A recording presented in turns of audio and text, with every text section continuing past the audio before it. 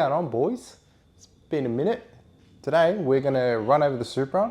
We went drag racing last night, well, roll racing last night. It performed all right. It won 2 races, but it lost the 2 races as well. So total 4 races, and then I got eliminated in the first eliminations.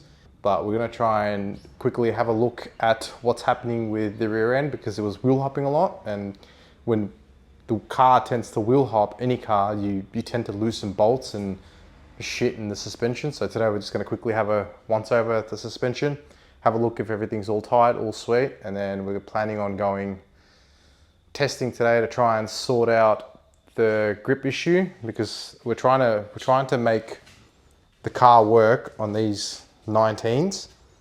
So the issue we had yesterday is we didn't have one of these. So we didn't have one of these. It's like a tire pressure gauge, and we couldn't put the tire pressures down. That made it difficult because every time you do a run, it just wheel hop, and you couldn't get the tires hot either. It was just shit because you can't do a burnout before you start roll racing. It made it really difficult because the tires were cold, and then you hit the track and you got all the shit that you drive on, and it's on the track as well while you get onto the track. It just made it real difficult to get the grip to put the power down. So we're gonna go today. I'll quickly once over it, go do some test hits and see how the car goes with like doing a burnout and actually getting proper grip and see how it actually runs. I didn't have time to record yesterday because it's just too much, man. I had to do oil change in the past 2 days in Melbourne. It's been like 37 degrees. I didn't want to work in the garage in that heat, so I had to do everything yesterday, do all the maintenance, plugs, oil, all that shit before you go racing. Had to do all that yesterday and just didn't have time to record anything, so it made it difficult. And then roll racing, once it starts, it's very quick, so you're consistently moving through the line. So just had no time, plus first time going, so I was just like, you know what, let's just go and have a crack and see what happens, and then we can come back and properly record and see what the goal is. But I'll pop up a couple of videos of how it actually went.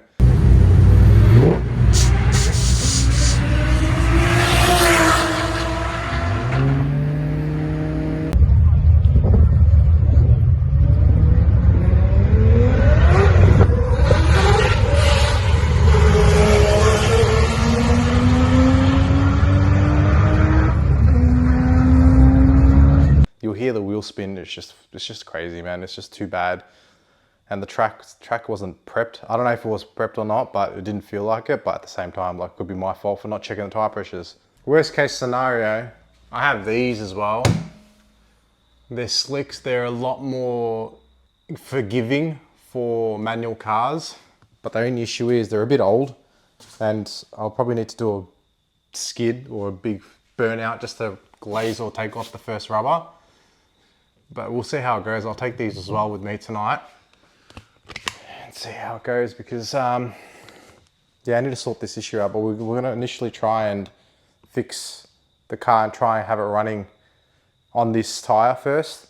If it doesn't, I still need to upgrade. It's still got factory suspension in the rear except for coilovers. So I still need, if that doesn't work, I'll have to upgrade upper control arm and sway bar to give me some adjustability because these are only max out. So these max out to -1. For drag racing, you want to try and have positive camber or as 0 because the way the IRS works, they tend, like, this is the wheel. So when you accelerate and squats, it always goes negative. And if you have a negative camber set, then it will only have negative and then it'll only go into negative. But if you have a positive, then it has a chance of it zeroing out. So I'll show you here actually. That doesn't make sense to you guys, but so let's just say you have a negative camber, yeah? So that's how your car is set up with negative camber. Once you accelerate, it'll go even more negative because the way that IRS works, it just always inherently puts in negative camber. So what you try and do is you have positive camber or even 0. So when it does squat, it'll be natural. So it contacts all the tread that's on the tire instead of just this section here. That's the problem that I have as well. But we'll try and sort it out on this tire first without any adjustments. if we can do that, then we're winning, but I know we won't, because it's impossible to try and get all of that tire, have a flat contact patch with factory suspension. We'll give it a crack and see what happens, I guess. So I'll show you why you should spanner check every single suspension components in your car. Forgive me, this thing is dirty underneath, but I use it, so that's why it's dirty. See how that's loose? And that holds the subframe in. So you can imagine if that bolt came undone all the way, the subframe would be on the fucking ground. So this is why it's important to spanner check everything and mark it as well. I just use a bit of paint pen, just so you can mark it and see if it's actually moved from the position that you marked it last. Okay, so just finished my spanner check. It is terrifying how many bolts were loose. All the subframe bolts for the front subframe and the rear subframe, all the bolts were loose. Diff was good. All the control arms, all the arms were all good. It was just the subframe bolts that were really, really fucking loose. That scared me a little bit. And the exhaust was a little bit loose. That's because of the two-step and all that vibration bullshit. Engine mount was good, but boys, if you own a high power car, I think it's worth doing a nut and bolt check every now and then, because who knows, man, like subframe bolts are very critical to the car, and if they came loose and we lost some nuts and shit like that, then the engine would fall out. But yeah, all right, we'll just put all the wheels back on, and then we'll see you guys out there. Boys, we're here. We're in Mexico. If you know, you know where this is. So we're gonna essentially do a test hit down here, see what happens, check the pressures, and then reevaluate our decision and see what happens, I guess.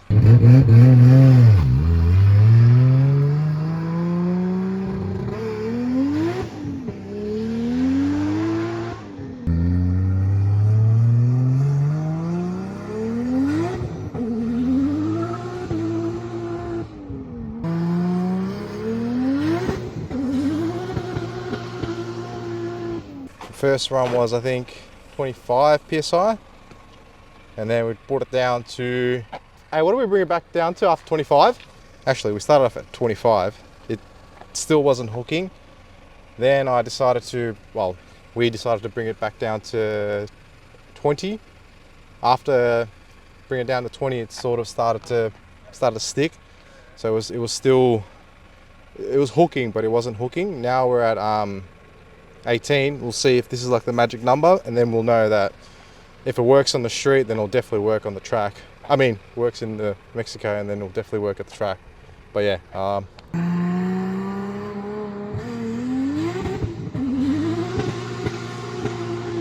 So we figured out what the problem might be, found out what what PSI we need to be at, which is what, 20? 20 is probably ideal. Yeah, 20 PSI.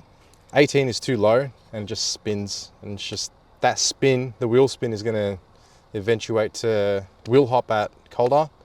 So 20, we'll start off with 20, and I need to probably do some diff pushes and some suspension work to try and mitigate all that issue as well. So, but it is what it is. Also, Mexico is really nice at this time of year. Yeah, it's fucking, it's beautiful. It's crisp as fuck, as you can tell by our hoodies. Got a long drive home now, so. Yeah, there's a few boat rides in there. Yeah. I'll let you guys go. All right, thanks for joining, and I'll see you guys next time.